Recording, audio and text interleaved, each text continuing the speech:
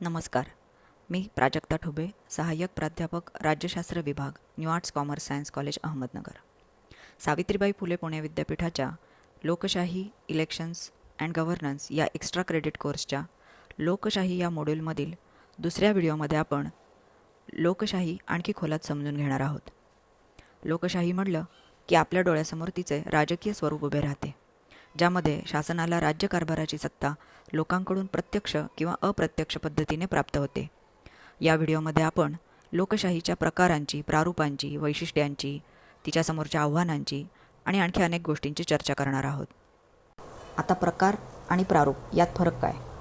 प्रकार हे मूल्यविरहित किंवा आपण मूल्य तटस्थ म्हणूयात असतात. एखाद्या विशिष्ट घटकातील फरकांवरून ते पाडले जातात. तर प्रारूप हे मूल्याधिष्ठित असते व एकाच वेळी अनेक घटकांतील सूक्ष्म फरकांवर बोट ठेवते. या अर्थाने पाहिले असता लोकशाहीचे दोन प्रमुख प्रकार पडतात: प्रत्यक्ष लोकशाही व अप्रत्यक्ष लोकशाही. प्रत्यक्ष लोकशाहीमध्ये सर्व प्रौढ लोक एकत्र येऊन राज्यकारभाराच्या प्रक्रियेत प्रत्यक्षपणे सहभागी होतात. लोकशाहीतील आपला शासन व्यवहाराचा अधिकार ते इतर कोणालाही सोपवित नाहीत. अशा प्रकारची लोकशाही प्राचीन ग्रीक नगरराज्यांमध्ये अस्तित्वात होती. आधुनिक काळातही स्वित्झर्लंडच्या काही प्रांतांमध्ये अशा प्रकारच्या लोकशाहीचं अस्तित्व दिसतं. आजही काही साधनांच्याद्वारे प्रत्यक्ष लोकशाहीची झलक आपल्याला पाहायला मिळते. उदाहरणार्थ जनमत, ज्याला रेफरंडम असं म्हटलं जातं. तसेच नागरी समाजातून सर्वसामान्यांना गरजेचा वाटत असेल असा कायदा निर्माण करण्याची गरज निर्माण झाली तर विधिमंडळाला असा प्रस्ताव पाठवला जाऊ शकतो. राईट टू रिकॉलचा वापर करून मतदार आजही निवडून दिलेल्या प्रतिनिधींचे सदस्यत्व रद्द करण्याची मागणी करू शकतात. अमेरिकेच्या बऱ्याच राज्यांमध्ये आपल्या मतदारांना हा अधिकार देण्यात आला आहे. नुकताच भारतातही हा अधिकार मिळावा म्हणून समाजातील घटकांकडून मागणी जोर धरू लागली आहे. राजकीय महत्त्व असलेल्या प्रश्नांवर जनमताचा कौल जाणून घेण्यासाठी शासनाकडून सार्वत्रिक मतदान घेतले जाऊ शकते. यालाच प्लेबिसाईट असे म्हणतात.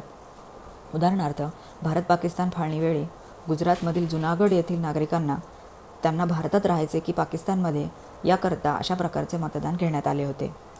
अप्रत्यक्ष लोकशाही, यालाच प्रातिनिधिक लोकशाही असेही म्हटले जाते. या प्रकारच्या लोकशाहीमध्ये शासन कारभारामध्ये अप्रत्यक्षपणे सहभागी होण्याऐवजी लोक निवडून दिलेल्या आपल्या प्रतिनिधींद्वारे शासन कारभार चालवतात. यामध्ये लोक आपला शासन कारभार करण्याचा अधिकार आपल्या प्रतिनिधींना सोपवतात. प्रातिनिधिक लोकशाहीचे पुढे अनेक प्रकार पडतात. उदाहरणार्थ संसदीय लोकशाही, अध्यक्षीय लोकशाही, केंद्रीय लोकशाही, संघराज्य पद्धतीची लोकशाही इत्यादी. आता आपण लोकशाहीच्या काही प्रारूपांची चर्चा करूयात.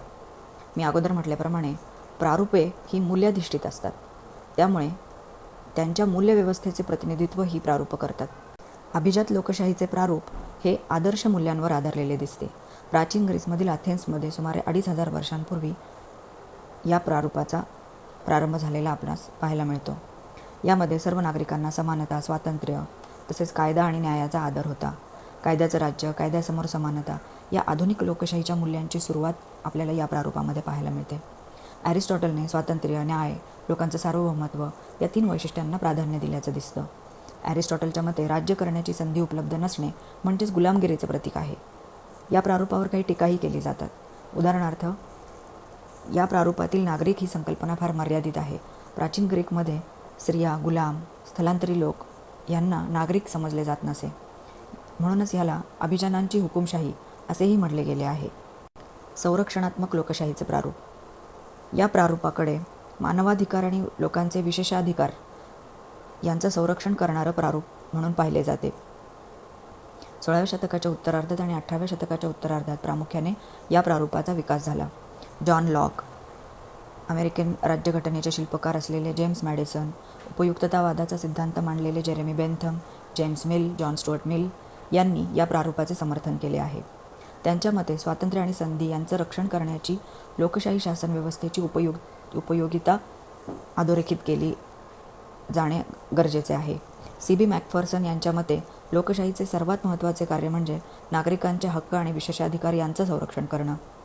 प्रातिनिधिक लोकशाहीचा पाया या प्रारूपाने घातला गेला. लोकांचं सार्वभौमत्व आधारभूत मानलं गेलं. लोकशाही म्हणजे लोकांच्या हक्कांच्या संरक्षणाची एक यंत्रणा म्हणून लोकशाहीकडे पाहिलं गेलं. नागरिकांचा हक्क आणि कर्तव्य यांचं संरक्षण करणं हे राज्याचं प्राथमिक कर्तव्य आहे, हे या प्रारूपामध्ये मांडलं गेलं. घटनात्मकतेला प्राधान्य देऊन राज्यकर्ते व शासित दोघांनाही बंधनकारक अशा संविधानाची निर्मिती आवश्यक मानली गेली.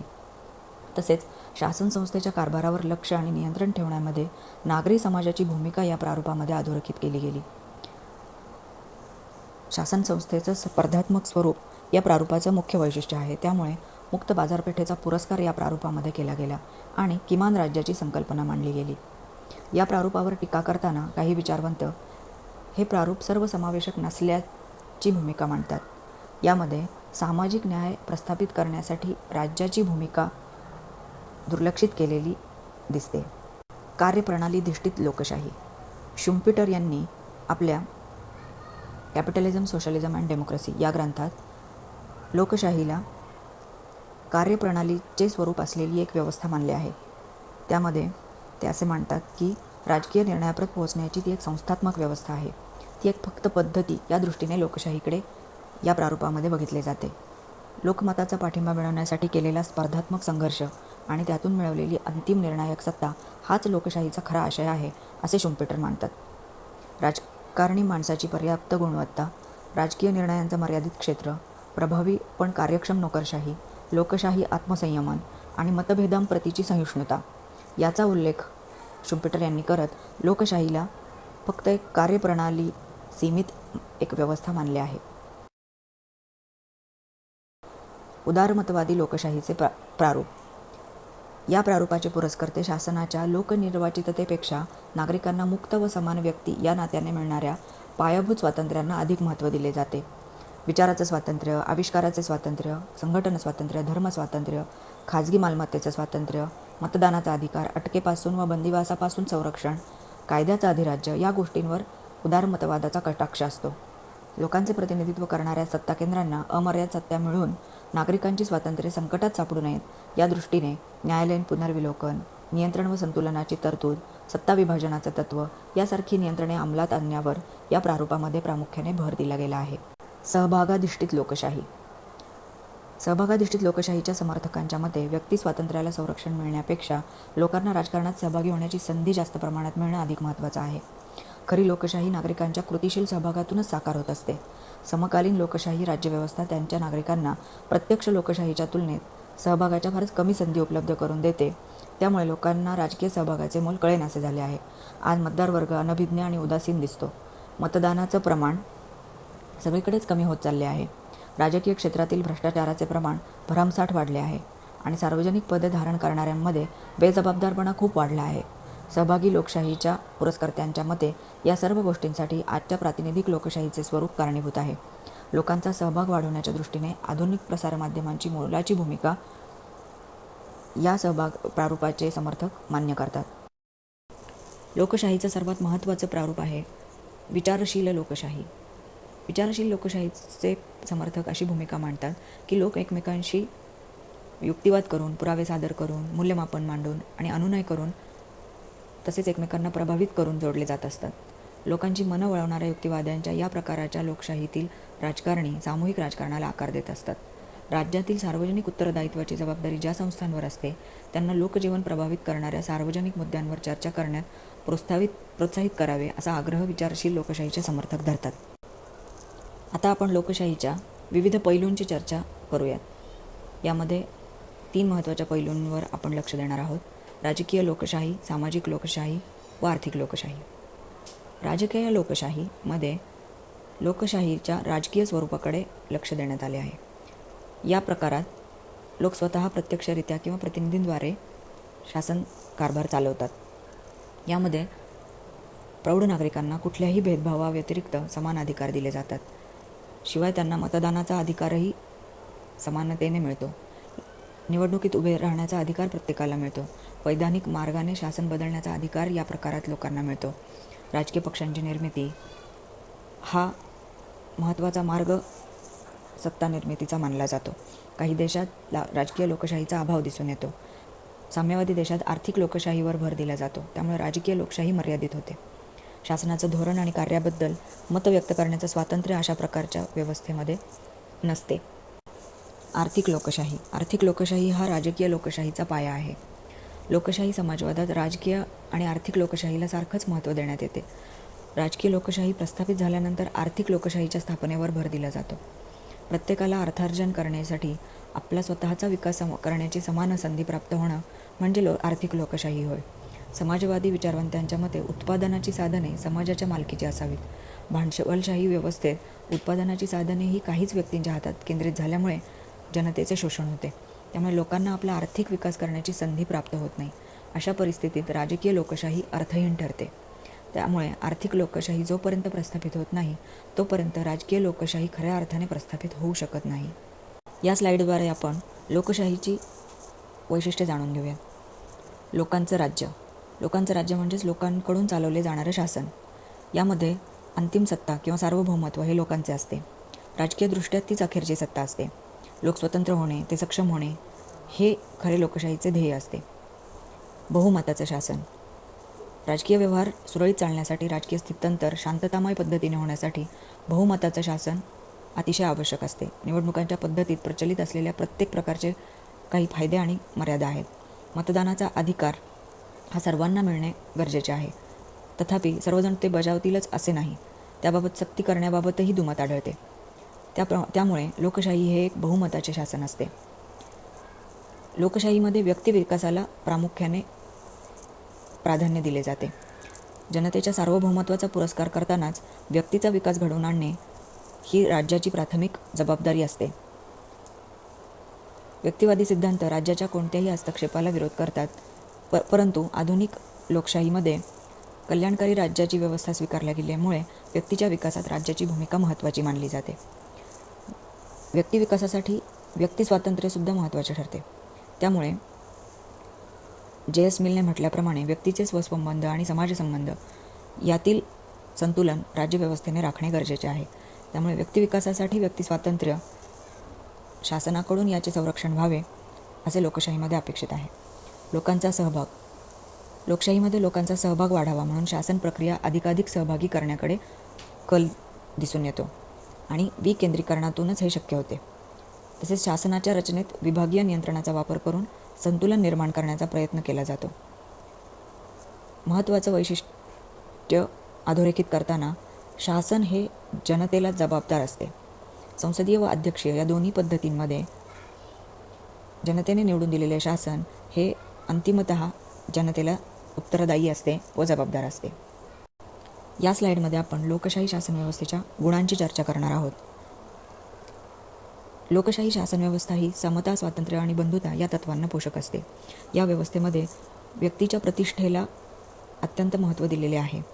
तसेच लोकशाही व्यवस्थेमध्ये प्रत्येक व्यक्तीच्या अंगी विकासाच्या अमर्याद सुप्त शक्यता दडलेल्या असतात असे गृहीत धरले जाते व प्रत्येकाला स्वतःच्या सुप्त गुणांचा विकास करण्याची व व्यक्तिमत्वाचा विकास करण्याची संधी या व्यवस्थेमध्ये उपलब्ध होते.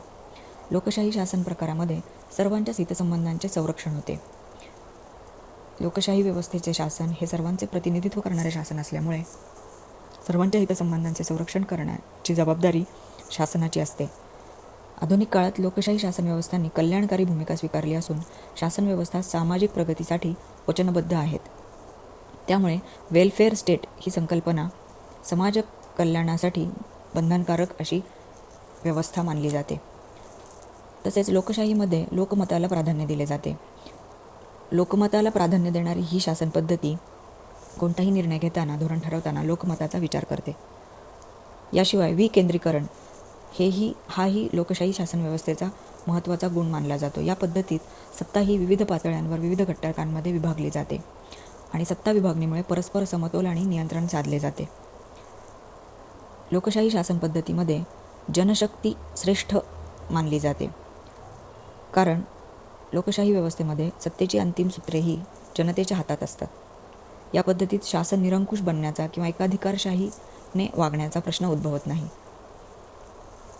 तसेच या लोकशाही व्यवस्थेमध्ये शांतता व सुव्यवस्थेला प्राधान्य दिले आहे. या पद्धतीत सत्तांतराची प्रक्रिया देखील शांततेच्या मार्गाने होते. जनता निवडणुकांच्या माध्यमातून आपल्या मतदानाचा अधिकाराचा वापर करून सत्तांतर घडवून आणते. अशा प्रकारची शांतता आणि सुव्यवस्था व्यक्तीच्या व्यक्तिमत्वाच्या विकासासाठी अत्यंत उपयोगी ठरते. लोकशाही शासन प्रकारासमोरील आव्हाने. आधुनिक लोकशाहीसमोर दोन प्रमुख प्रकारची आव्हानं आपल्याला दिसतात. एक म्हणजे लोकांमध्ये जागरूकतेचा अभाव आणि दुसरं म्हणजे लोकसहभागाच्या मर्यादा. लोकशाहीच्या यशासाठी सामान्य जनता जागरूक असणं अत्यंत महत्त्वाचे असते. प्रातिनिधिक लोकशाहीमध्ये लोकप्रतिनिधींवर सतत लक्ष ठेवून त्यांना लोकमताच्या मार्गावर ठेवता येते. तेच जर निष्क्रिय आणि बेफिकीर लोकप्रतिनिधी असतील तर सत्तेची साधनं जवळ असल्याने लोकप्रतिनिधी आपल्या हिताचे रक्षण करतील हा लोकशाही व्यवस्थेपुढील महत्त्वाचा प्रश्न उद्भवू शकतो. याशिवाय लोकसहभागावर लोकशाहीचा जिवंतपणा अवलंबून असतो. लोकसहभाग वाढवण्यासाठी समाजात सर्वच क्षेत्रात समानता असणे आवश्यक आहे. समाजरचनेत समतल रचना असल्यास सामाजिक, आर्थिक आणि राजकीय प्रक्रियांचं क्षेत्र वाढू शकतं. त्याचा लोकांवर अधिक प्रभाव पडत असल्याने लोकांची लोकशाहीविषयी आस्था वाढते. या शेवटच्या स्लाईडमध्ये आपण लोकशाहीच्या यशासाठी आवश्यक असणाऱ्या बाबींची चर्चा करणार आहोत. महत्त्वाचं म्हणजे कुठलीही लोकशाही यशस्वी होण्यासाठी समाजातील विषमता ही नियंत्रित असली पाहिजे. समाजातील गरीब श्रीमंत दरी खूप असेल तर सामाजिकदृष्ट्या खालच्या स्तरावरील गरीब लोकांना राजकीय हक्क निर्भयपणे वापरता येत नाहीत. तर श्रीमंत वर्ग आपल्या आर्थिक सत्तेच्या जोरावर राजकीय समानता निरर्थक ठरवण्याची शक्यता असते.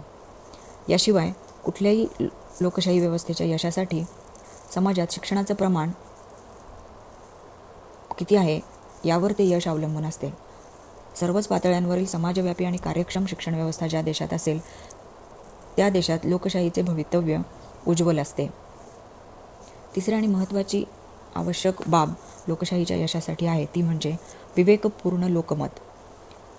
लोकमतानुसार लोकशाही कारभार चालत असल्यामुळे स्पष्ट व सुसंगत स्वरूपातील लोकमताचा कल व्यक्त होणे गरजेचे असते. समाजात जोपर्यंत विषमता आहे तोपर्यंत स्थिर शासन अस्तित्वात येण्याची शक्यता थोडीच असते. लोकांचे संघटन व नेतृत्व हेही लोकशाही यशस्वी होण्यासाठी महत्त्वाच्या बाबी आहेत. समान हितसंबंधांच्या आधारे लोक एकत्र येतात. त्यातून दबावगट व राजकीय पक्षांचा उदय होतो. संघटनाच्या कार्याला दिशा लाभणे व त्यातील सातत्य राखले जाणे आवश्यक असते. त्यामुळे निर्णयकर्त्यांपर्यंत जनतेचे म्हणणे प्रभावीपणे पोहोचू शकते. कुठल्याही लोकशाहीच्या यशासाठी सर्वात महत्त्वाची गोष्ट म्हणजे लोकांचा लोकशाही प्रक्रियेवर विश्वास असावा लागतो.